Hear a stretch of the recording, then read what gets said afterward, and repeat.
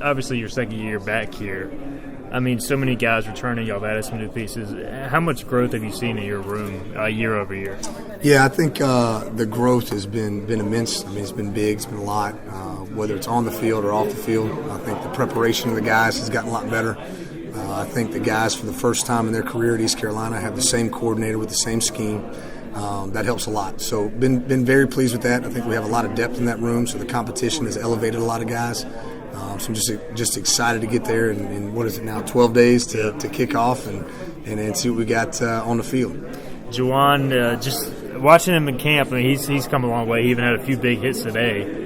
What can you say about his growth and his ability to kind of learn this defense, kind of figure out what he's doing? You know, the biggest thing for Juwan is Juwan decided this year that he wants to be a good football player. And that's more than just practicing hard. It's in the film room. It's taking care of your body. That's, taking it serious in the weight room in there with Big John. And he's done a great job of that. So I've been very pleased with him.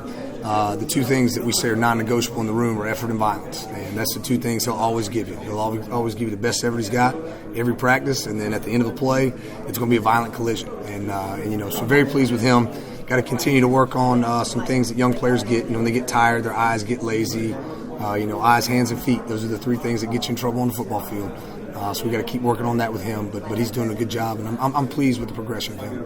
DJ Ford, I mean, sometimes transfers can come in and they don't acclimate well, but he seemed to really acclimate extremely well, and it almost kind of be one of the leaders right away. What have you noticed from him in your safety room? Yeah, DJ is obviously an older guy, so he knows how to prepare. That's been great for the room. Every meeting he's got his iPad out, his notepad out. He'll text me in the middle of the night asking questions about this play or that play. So that's been good for the whole room. He's done a great job with that. DJ also understands that this is a talented place. We have talented players here. So when he came in with the right mindset. And that mindset was, my actions are going to speak louder than my words. Once he went out there and had a couple good practices, though, I think people kind of realized what kind of player he is.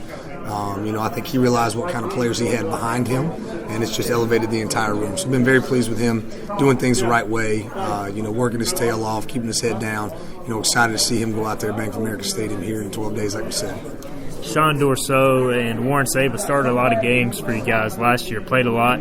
All of a sudden they're competing for starting jobs, competing for playing time. How much has the overall competition kind of risen to everybody's play in that room? It's been awesome, and it's been great for me as a coach. One, you gotta manage those guys. You have to grade those guys out, and the grades don't lie. So some days, Sean was the one at the boundary. Some days Sean was the one at the field, and what it does is it gives you the ability as a coach to list ors, not ones and twos.